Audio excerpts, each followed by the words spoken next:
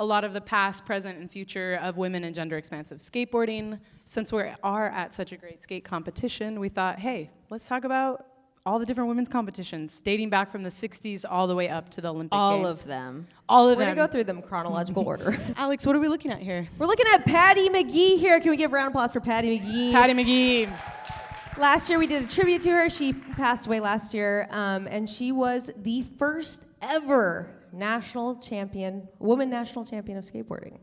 And I have like a fun, just to give some reference here, this is the mid-60s. And one fun thing about Patty was she really wanted to be a pro, and she went to Hobie Skateboards, and 50-50. She's like, I just won this contest. Will you guys sponsor me? And Hobie said to her, I don't have time for you. Will you babysit my kids? Hell yeah. But she persevered, and she did end up getting sponsored, and she did get up on the cover of Life magazine as well, and she was a longtime advocate for the women's skate scene, and just an incredible powerhouse. So she, just from the very get-go, I just think Patty's a great person to like kind of start this on, because like she was the first. I think also visually and symbolically, this is probably the start of visuals of women skateboarding in media or in culture. I mean, this is like pretty iconic. Also during it was scored like ice skating. So they used to score in the 60s. They would like throw up a number card that said 7. It said 6-7. It said 6-7. Can we? Yep, perfect. Yeah, that was how they scored it too here. And then moving right along into the 1970s. Now, I wish I could touch on every single Judy Oyama here in Santa Cruz, California, my hometown.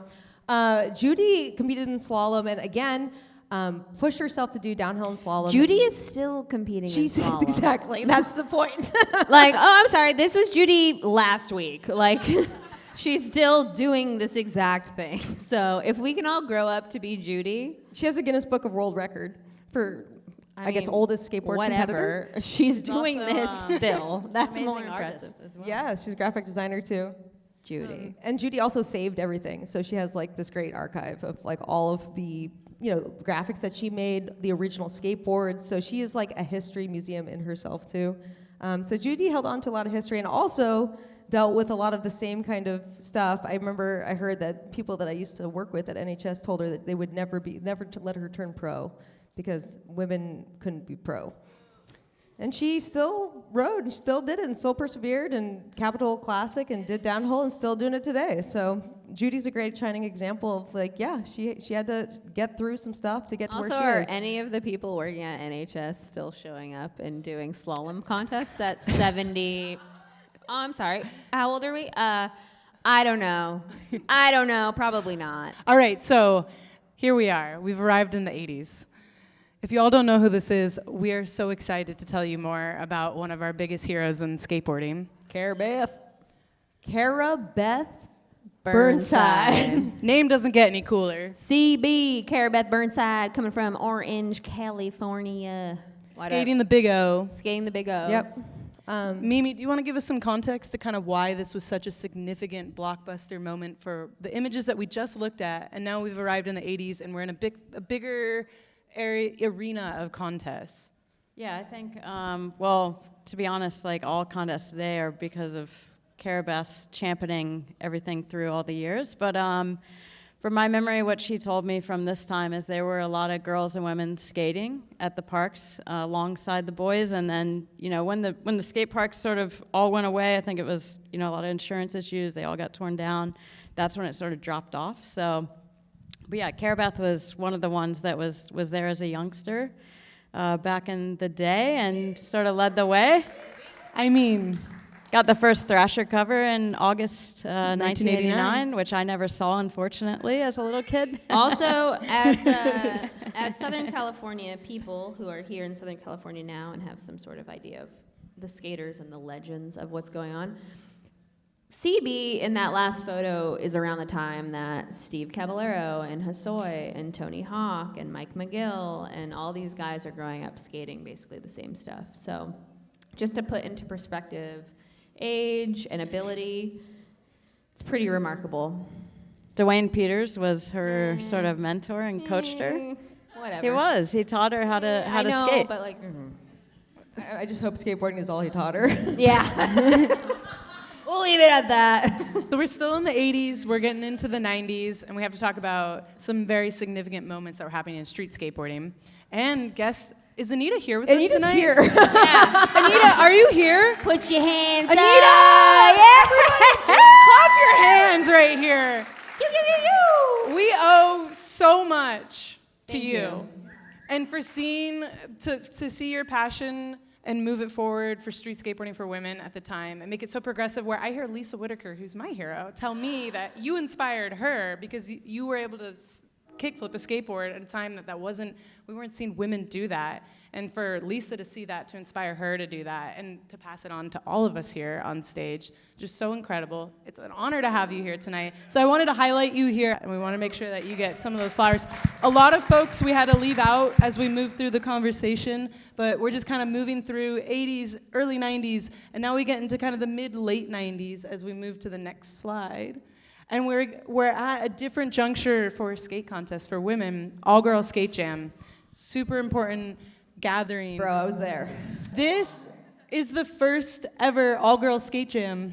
This one was the first one. You had to find out about skate contests through word of mouth, or like a little section in Thrasher or Transworld. There was like a little, blip on the radar about this. So this was the first one I went to, all-girl skate jam. All-girl skate jam was here in San Diego. It was at the Escondido Park.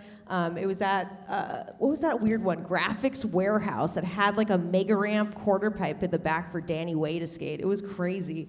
But yeah, this is where I met everybody.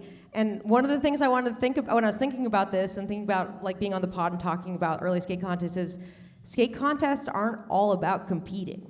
It was about meeting people. And I'm hoping that like while we're here at this weekend, there's a bunch of people meeting their new best friends. That is like, I feel like if you're a woman or gender expansive person who's come to any event in that space, whether it's Exposure or X Games or Oregon Trifecta. Wheels of Fortune? Or Wheels of Woof. Fortune. Off or 13 WAP. coming. Like, whatever it is, the primary goal of that has been to engage and grow your community. And that is like, it doesn't matter what era or like what level of competitive you are. Like, you are there for that. And we've all met our best friends through that. And listen, I was no era of competitive. I was way down there. You were like, hey, can I drop in on this? It's like a tube in the sky. You're like, I'll drop in on this tube in the sky. I like to drop in on tubes and just make friends. So made lifelong friends at All Girl Skate Jam. That's why it was impactful for me, but I would think a lot of people had the same experience. And just look at these street final results for the old heads. CB in the Very house. cool. I see Lisa Whitaker coming in seventh Number place. 7. Oh my God. Also, Lisa. Michelle Pizzell, shout out Michelle Pizzell. Number 12 here, making the ranking here. Alyssa, of course, number 1. But I love that Cara Jesse Beth Van, dude. Oh, was able CB to is showing up in maintain street. In Yeah. street, number 2. I mean, CB is what? The first person to get a gold medal or a medal in... No. The only person besides Shaun White to win Summer and Winter X Games. That's right. And the second Guess what? woman, No one will ever do that again. the second woman in the world to have a pro shoe behind Gabrielle Reese, who is a volleyball Yeah, player. and speaking of in real life, that proof that you were there, there's a little Alex next to Alyssa. I'm like Aw. choking with anxiety. Look at I don't you, know if Alex. anybody else feels anxiety at contests, but I'm like, and my mom took that picture. I'm like, take Alex a is picture like, I of me. can't wait to get this box from Roxy. soon. Yeah, if we move into the next slide, this was really cool though. This was shot for Beastie Boys magazine, Grand Royal, and these portraits were all shot of the women that were there, and they're so amazing. So hopefully, if you follow our podcast, we will post this photo high res on our Instagram. But And if you follow our OnlyFans, what we're going to do is...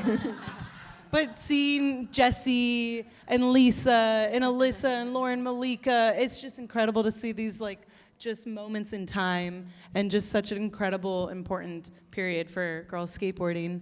So we'll go into the next one. And we already mentioned Lisa. Lisa. I told Lisa today, I was like, it's gonna be kind of crazy how much we talk about you tonight, and I hope it's okay, and I know it's not, but you're gonna have to sit there and engage, or not, and it's Lisa, important for the people to know. It's extremely important for the people to know. And I mean, I came on the scene in 2011, and as a East Coaster, coming to California and meeting Lisa at Combi, and then being a fan of the side project, which became Girl Skate Network. She is the beacon of light that guides all things to, it's hilarious, I know, to female skateboarding.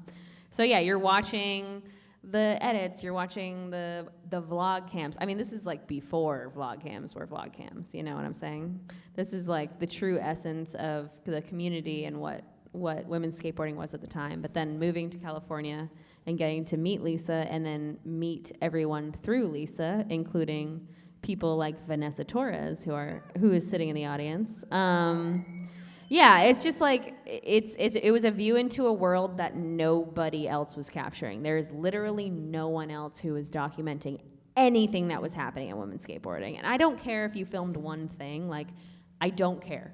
Because you didn't film anything else. You didn't show up consistently, you weren't putting things online, you weren't showcasing what the women were doing.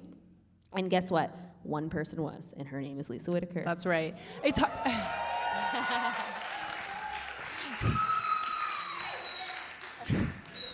It is true, though. Your name, Lisa, so sorry, is going to be like every episode. Lisa Whitaker. Well, Lisa, you see, the encyclopedia of Lisa. Of Lisa. But I cannot over-index on, again, the importance that it's hard to know when you're like witnessing history and documenting it, but Lisa was there through every period, well, not every period, but most of them, documenting some really important times. So we're at 97, we're in the late 90s now. We're starting to see kind of a little boom, and I say little, for women skateboarding and women in skate contests. And we're starting to see the contests pop up. We got the Hardcore Skate Jam. Galas has a team, and they're putting out demos and contests. We see the Slam City Jam incorporate women. It's a pretty big, exciting time. This is what really was the first time that I saw skateboarding that I wanted to emulate and participate in, all because of this. Yeah, prize purse, we're looking at a top-tier prize of $1,000, which we're going to talk a lot about here in a minute. So we're getting into the late 90s, early 2000s. Wow, clicker. Okay, so this one's pretty incredible. It's 2002, Galas. We're in Australia. Who's Kelly Box? Is she in the room with us tonight? Is Kelly Box here right now? Kelly, can you call in, please?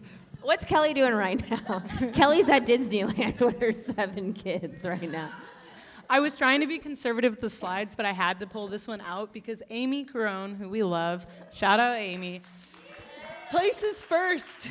And the prize purse is $2,000, and she wins a Ford What did she do with the car? What happened to the car? She gets in the car. Where'd it go? In the arena in front of everyone, and she has no idea that it's in first gear. And she starts the car and crashes it into Bucky Lasic's car. All right, I think Amy set us back about 15 years with that one. No more girls at They're these like, contests. So women can't win cars anymore. Can't drive, for sure. All right, so we've now arrived, like I said, 2000s, and we're at some No critical more moments automobiles for the ladies. in women's skateboarding. Here, you get a Hot Wheel. So I'm gonna let Mimi explain what's going on the screen here. All right, so I believe this was 2001. Yes. Basically, there was a doubles vert division in X Games, and Bob Burnquist's doubles partner, I think it was Lincoln Ueda, I believe. Yes. I might be wrong, but I think Lincoln might be here tonight, I'm not sure, but I think he got hurt or something, and so Jen jumped in at the last second, Jen O'Brien. And so that's what you see here, and that sort of started the conversation at the time of like, oh, women skate? Like, what's happening here? And Jen and CB, the crew at the time, sort of advocated for an event the following year, 2002, in Philadelphia, which was a demo. It wasn't a medaled event, which Lindsay was at, right, Lindsay? Do you remember that? Okay, yeah. So, and then I luckily came along at the right time the next year when it was the first time it was a medaled event at X Games in 2003. And we actually have 2 medalists here in the audience from that. Vanessa. Put your hands up. Which Vanessa we're Torres. about to show. But I kind of find this like through line all the way from the 60s of, hey, can I be on the team? Actually, can you just babysit? To this exact moment where, oh no, my my other is Vert injured. doubles. Vert doubles, thank you. By Wild. just like, hey, we'll throw you in here. And then all of a sudden, we enter this new conversation, not because you actually had an authentic invitation. And so All-Girls Skate Jam was so important because that was through a real invitation with meaning to like position women in an all like female-focused skate event. But so much of this we'll see throughout the storytelling is that a lot of that invitation was like, yeah, by accident that this happened. So yeah, we arrive in 2003. The fashion. Can we have Lindsay and Vanessa wave to everyone? Can you guys wave to everyone? Right here, we have the medalists right It's here. like no time has passed. Looking Well, this is down just a upon you testament to the community. I mean, they're sitting in the low-rise audience here jeans. tonight, and this was over 20 years ago. Pick your fighter here. We got Amy Carone placing third there. Lindsay did a double park. This was called park at the time, not street. Places in park winning a medal and in vert, as you see over here. So pretty incredible moment there. Lindsay? Prize purse, I think if I heard right, was $2.50. And right, not a Vanessa? car. No more cars for women. It was 2000. Lindsay said it's 2,000 for first and 2,000 for first in women's and 50,000 for first in men's. Also, I know it was 20 years ago, but plane tickets and hotels and everything around that was so expensive. So you basically came out like in the negative after a trip like that. And this was the only way to get any recognition as a female in skateboarding by being at a contest that had this kind of high level value. So we're in 2003. We're moving into the Is sake that of it. Axl Rose? Oh no, that's Lindsay Adams Hawkins Pastrana. Oh, I'm sorry. Did Leticia steal your bandana and then she took off with it? Trend-setting, incredible fashion. Where do we get a poster of this for? We actually, can you get It's us right a high there. res of this image?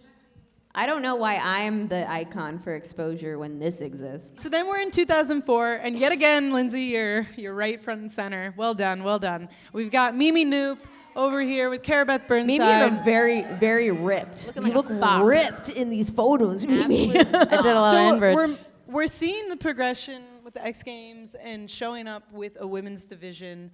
And we're 2004, there's momentum, but we already kind of flagged there's a lot of unfair relationships to the time of when you get to skate. We had 45 minutes practice before it started. So 2 hours total for the entire event. And what about the men? I think the guys had like a week long, which is what we eventually had. But yeah, so it was very, very different times.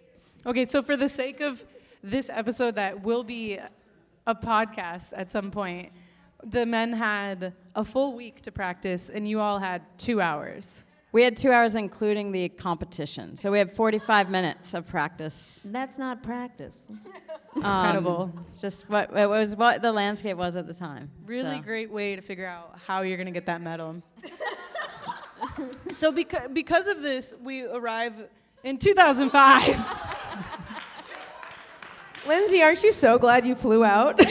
Okay, well, so for the listeners For right the now, listeners, for Nora. the listeners, We're what are we looking at Lindsay in a hot pink, tight rash guard synthetic material long sleeve with an arrowhead necklace out of stainless steel or silver, wearing a pink highlighter pink bandana underneath a white flat billed DC Shoe Co. Flex. Nora.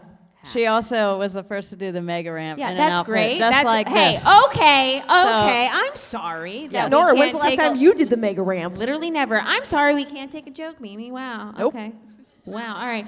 Well, we're talking about an image of Lindsay, and we're talking about Lindsay, and that's all that matters, isn't it? So we're in 2005, and we arrive at an interesting moment. Go ahead, Mimi. Yeah, it so from us. this is 2005. This is obviously myself and some others, Carabeth, Jen. There were a few of us that decided Tatiana? to, yeah. I think Vanessa, you were there. Alyssa was there. Lindsay was there.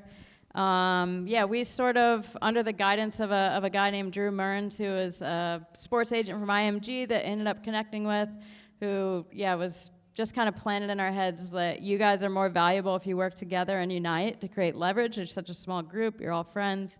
Like, why aren't these contests paying you? Like, how can you afford to do this? And so, yeah, we sort of spontaneously got together the night before the women's street contest, I think, 2005, so 20 years ago. And we decided maybe we just won't show up tomorrow. We'll just see what's going to happen. Maybe we'll create some leverage that way. And we did. The stands were full somehow. They didn't advertise it, so I don't know how that happened, but the stands were full and no one was there. So we got a call from the head honcho at the time at X Games, and we're like, look, we just want a meeting. Like, we don't want anything overnight. We just want to sit down and have a conversation about this and really just have a voice into our own events. And so they agreed, and yeah, I think we told the street girls we're good, we're gonna set this straight, and you guys went and skated, and then the next day we skated vert, and here we are. So this is after the women's vert contest 2 days later. Obviously we were excited, we were like, cool, we made some strides happen, everything ended great. Then a whole year passed, and we never had that meeting, so we were a bit frustrated by that. So yeah, it takes us to summer 2006, and we went to the media at that point, which there were actual newspapers back then that people read instead of just going online. But yeah, we got a article on the front page of the New York Times sports section, which then triggered a meeting with the vice president of ESPN at the time, which we had again, deja vu, the night before the contest in 2006. We met with him and we're like, look, we don't want anything outlandish. We just want this to grow over time along with the talent that comes into the sport so we can actually make a living here because we can't even pay for this trip, basically, even if we win.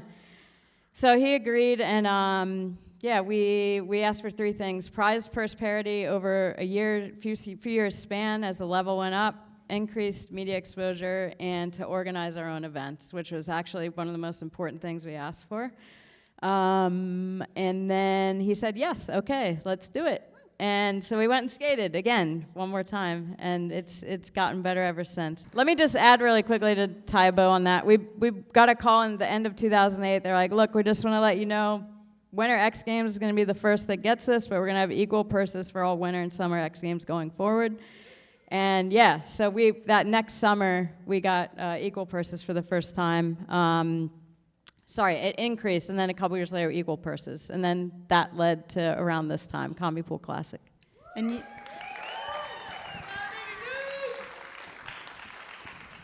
If you're getting paid money in skateboarding, it's Mimi's fault. In a good way. It's your fault. You did it. Thank you. thank you. Appreciate you. Truly.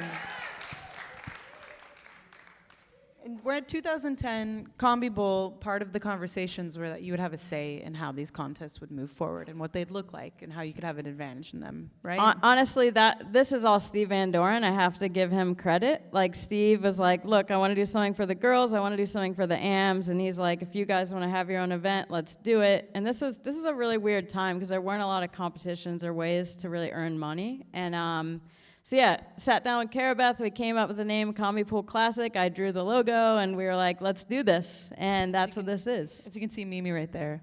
That's under a her very logo. dorky photo of She me made right that there. logo. She's made many a logo. And a really sweet prize award of a guitar here. Who else, Nora? What's your memory of Yeah, this? Nora, tell us about This Combi is when Bowl. you came along, so tell Yeah, us. Tell us about your this is experience. when you were born. Oh, yeah, 2010. Combi was like the first time I came to California to do an event, or ever. No, that's a lie. I lied. X Games was the first time. Combi was the second time, and it was the catalyst of like, if they're doing this event, maybe you can skateboard in the future and not go to college, which I wasn't gonna do anyway. By the way, this wasn't a big.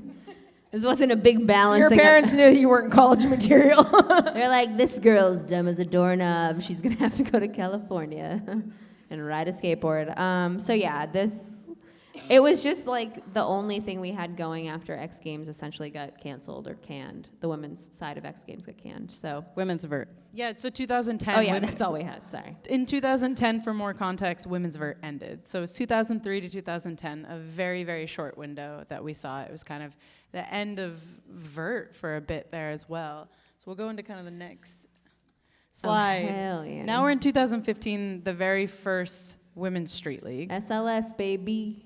So kind of some of the through lines that we've been talking about is, again, not really being at the table to have a conversation to how to make the event the best possible product for the women to skateboard, but then also the viewers to experience and just have a better experience across the board for everybody.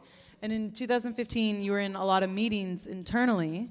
Yeah, about- Rob Dyrdek called us in 2013 and was like, look, we want to add women. Took a couple years. We made a whole proposal, came up with another logo that was probably whatever, but I'm sensing a theme. yeah, there's a If you theme. draw a They're like- picture of a logo, They're like, if you have a background in graphic design, we'll give you an event. We just need you to handle the PR. We need to see it. We just need to see it. Anywho, Rob called and we're like, okay, let's do this. So What do the ladies like? Can you draw a picture for the ladies? And you're like, yeah, here's a pink, nice. there Just was go, no just pink, keep talking. no pink. Sorry. Yeah, Rob called because there was a business case. Rob Yeah. called because he knows what's coming. So yeah, we helped facilitate some of that, and we got women's discipline added into Street League, ran the event for the first couple years till 2017, and Well, rewind. What was the knows what's coming? Like, why? well, Rob, yeah, they were very clear that the Olympics were interested in skateboarding, and if you have an Olympic sport, it can't be gender biased, which means you have to have men and women.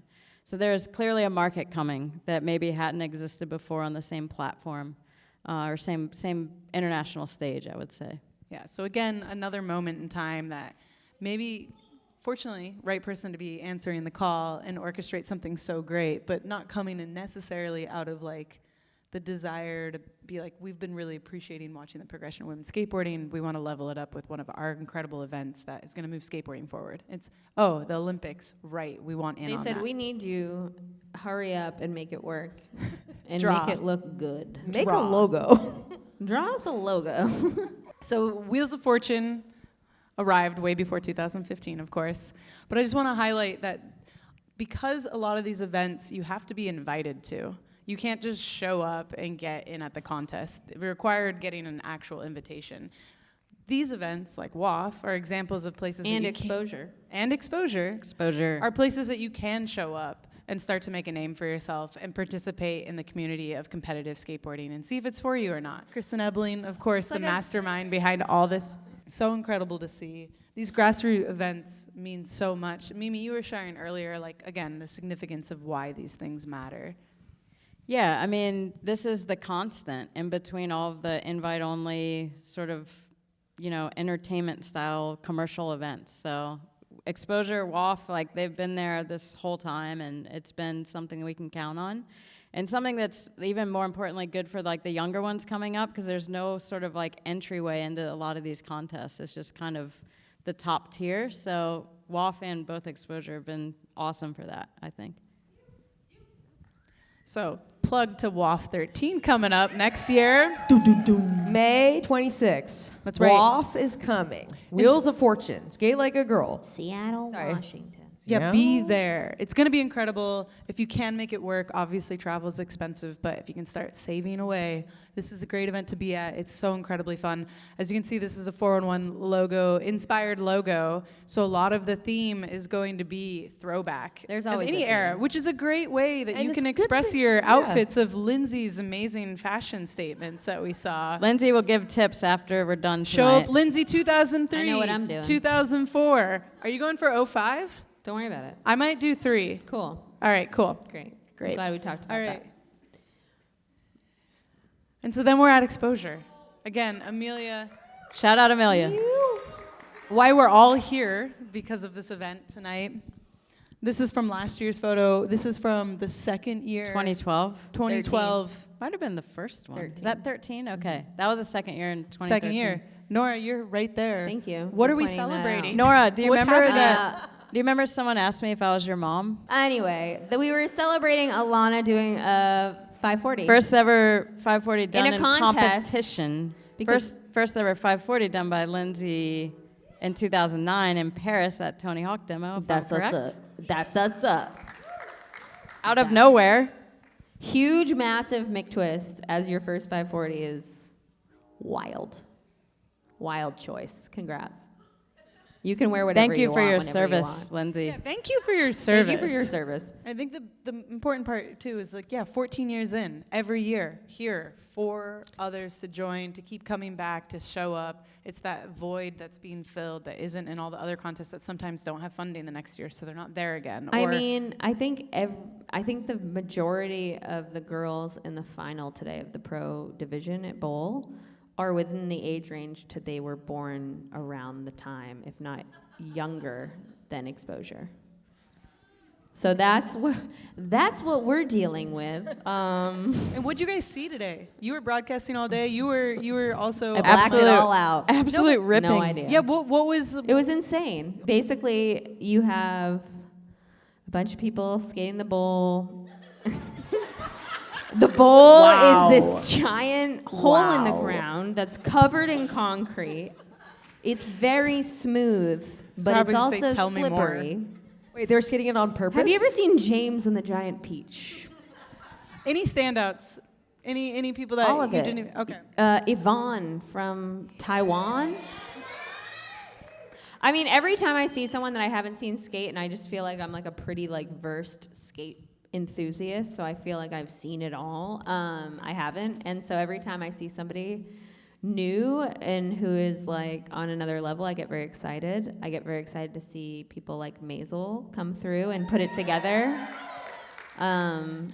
I get really excited to see like everybody, like Lily and I'm blanking out. I think one of the things I noticed, just over, like if we really zoom out and look at things years and years ago, is just how many kids are coming from different countries that are all just absolutely killing it. That's a big shift and something awesome to see. But honestly, Mimi, like, how did you become such a meddler? What do you mean, Serious Alex? question. Like, I mean, the theme here, I think, is Yeah. that yeah, Are you James You've Bond? been meddling with a lot of stuff. Honestly, I'm just thinking like a skater. Like, I'm just like, all right, well, how can we make this better right now for whatever's happening for who's involved? That's it. That's Everybody's all. like, women's skateboarding is really weird. Who's this lady in every photo? It's just Mimi. Who is she and what does she do? Why does she live in Tasmania? This is looking really suspect right now. No, but I think it's good. Like bringing the skateboard mentality to like business and trying Why to does create. she have a pet wallaby? She's not a pet. Why does she have She's- a rehomed, rescued, rewilded wallaby living on her property? For everyone listening in, this is real. Her name is Annie. Life is an adventure, people. Incredible. Live it. Go outside. No, honestly, that's all it is. It's like, I didn't have a lot growing up. I didn't even see any other girl skaters till I was in my 20s. So for me, I never had that. So I think it's really in response to that. If I really think hard about it. But yeah, I also might be a bit of a masochist because it's As a lot of as hard a work. skateboarder is. It's a lot of hard work. Yeah, that's right. Exactly. No, but I gotta say that the contributions that you have brought through this, and I think that part of the reason for kind of talking about this tonight is just to highlight that no one is coming to save us. And that literally it's the people that are working alongside you. It's people like Mimi, it's people like Chris, and people like Amelia that are doing the behind the scenes work to make it happen is the reason that there's an exposure. Also, yes.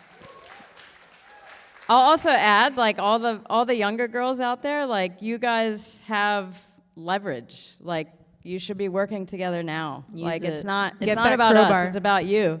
So yeah, start getting involved behind the scenes. We need you guys involved. We need you involved. Well said. So yeah, that is our very first ever live taping of Good Luck With That. We're so happy to have you all here. This will be a weekly episodic thing. Every week, something new to listen to. Every week we're going to be at La Paloma doing this. Every will be week here. we'll be right So here. please come So here. just move here and let's make it happen. So yeah, a lot of good guests. It's all going to be, cultural record of Nicole what's Kidman, Keith Urban, they're all coming on the pod.